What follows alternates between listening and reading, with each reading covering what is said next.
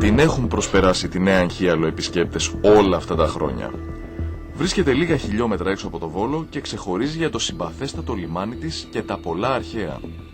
Σήμερα όμως θα γνωρίσουμε έναν αρχαιολογικό χώρο που οι περισσότεροι δεν γνωρίζουν, γιατί πολύ απλά βρίσκεται μακριά από το δρόμο και ανεκαλύφθηκε μόλις πριν λίγα χρόνια. Το θέατρο των Μικροθυβών βρίσκεται στην πλαγιά ενός λόφου με θέα προς τον Παγασιτικό, αλλά σε αντίθεση με άλλους χώρους δεν ανακαλύφθηκε τυχαία.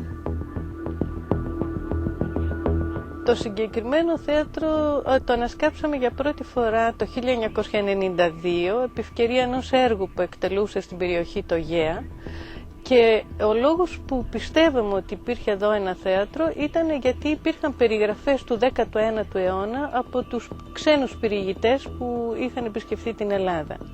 Επίσης υπήρχε ένα σκαρίφημα, ένα σχέδιο στο βιβλίο ενός αρχαιολόγου του Στέλιν το 1906 που έδειχνε τη θέση αυτού του θεάτρου.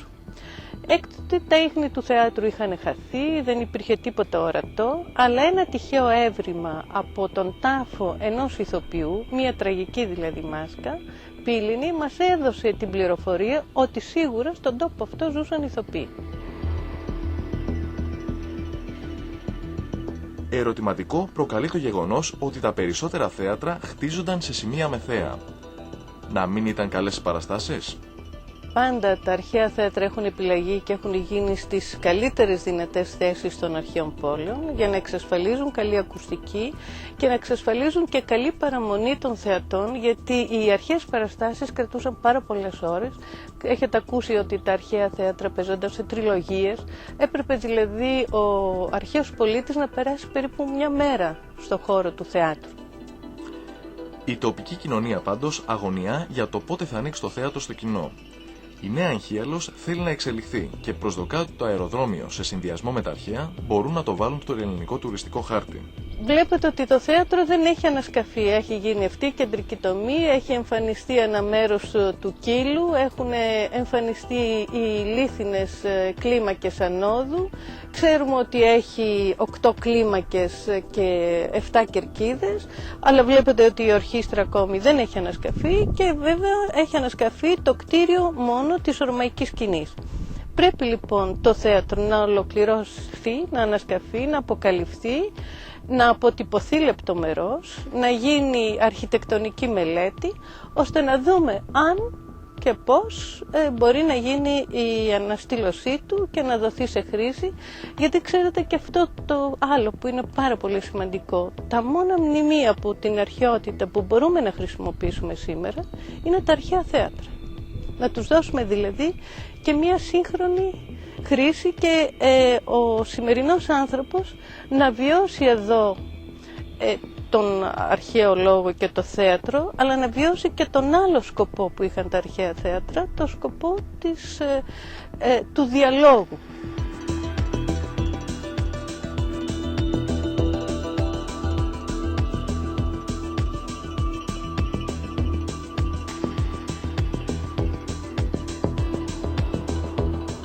Οι αρχαίοι γνώριζαν καλά πού να χτίσουν τις πόλεις τους. Βέβαια δεν είχαν προβλέψει ότι στη σύγχρονη Ελλάδα οι δρόμοι θα χτίζονταν ακριβώς δίπλα στους αρχαιολογικούς χώρους. Εν πάση περιπτώσει, στη Νέα Αγχίαλο, με το που μπαίνεις μέσα σε αυτόν τον χώρο, ηρεμείς εντελώς. Είναι τόσο επιβλητικός ο χώρος, πραγματικά σε εντυπωσιάζει. Αυτά βέβαια τα λέω μπερνώντας μπροστά από 3 σαρκοφάγους, όμως μην τρομάξετε, τα οστά έχουν αφαιρεθεί εδώ και πολλά χρόνια.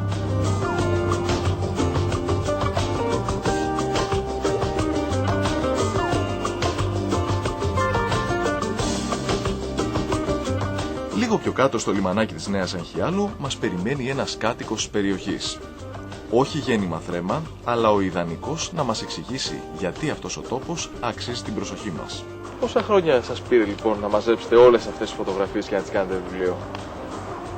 Γύρω στα 3 χρόνια. Δεν τα μάζεψα εγώ και μια ομάδα από το Φιλοκρόδο Σύλλογο που είμαστε μέλη και το τυπώσαμε με τη βοήθεια του Δήμου. Και ήταν εύκολο να σας δώσει ο κόσμος τις φωτογραφίες του? Γιατί ναι. Εγώ αν έρχονταν κάποιος να μου ζητήσει φωτογραφίες παλιές, δεν ξέρω αν θα τις έδινα. Σίγουρα στην αρχή υπήρχε μια διστακτικότητα, αλλά αυτό ξεπεράστηκε με μια προβολή που κάναμε και δείξαμε τις φωτογραφίες και ο κόσμος ενθουσιάστηκε πάρα πολύ και από τότε πραγματικά είχαμε μεγάλη προσφορά. Σχεδόν το 99% του κόσμου προσφέρθηκε να μας δίνουν φωτογραφίες. Πάντως σε αυτό εδώ το βιβλίο δεν υπάρχει κάποια δική σας φωτογραφία. Όχι, γιατί εγώ δεν είμαι από εδώ. Είμαι γαμπρός εδώ, η γυναίκα μου είναι από εδώ και βρέθηκα εδώ πριν από 25 χρόνια. Και δεν ξαναφύγατε ποτέ? Όχι, και ούτε και πρόκειται να φύγω. Όχι μόνο εγώ δεν έφυγα, αλλά ήρθαν και οι γονείς μου και οι γονείς μου πέθαναν και θαύτηκαν και εδώ. Δηλαδή είμαστε πλέον εδώ. Είστε δηλαδή σαν ντόπιος. Ναι, ακριβώς. Αισθάνομαι σαν ντόπιος. Και τι ήταν αυτό που σας κράτησε εδώ, εκτός από τη γυναίκα σας φυσικά? Ο τόπος. Πραγματικά όλοι αγαπάνε τον τόπο που μένουν, αλλά θεωρώ ότι η Αγχίαλος είναι ένας χαρισματικός τόπος, γιατί συνδυάζει πάρα πολλά πράγματα. Έχει πρώτα απ' όλα τα θετικά ενός χωριού, χωρίς να είναι χωριό. Είναι μια αναπτυσσόμενη περιοχή. Χαρακτηριστικό είναι τα τελευταία 3-4 απογραφές που γίνονται ανά δεκαετία. Έχουμε αύξηση του πληθυσμού, αρκετά σημαντική, και ανάπτυξη, πρόοδο. Έχει κάνει στα πάντα. Αφού εσείς μόνο φέρατε καμιά δεκαριά άτομα. Ακριβώς. Και άκουσα ότι και πολλοί νέοι επιλέγουν να επιστρέψουν εδώ. Ακριβώς. Τι πιστεύετε ότι είναι αυτό που τους τραβάει?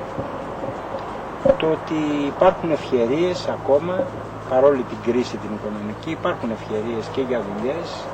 Είναι έφορος ο κάμπος, έχει πολυκαλλιέργεια. Και από ό,τι βλέπω και στις φωτογραφίες έχετε και παράδοση στις ωραίες γυναίκες.